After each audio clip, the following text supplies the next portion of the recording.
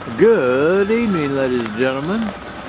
Welcome to another episode of Bonnaroo Update 2025. We are here in our camp in the middle of our lake.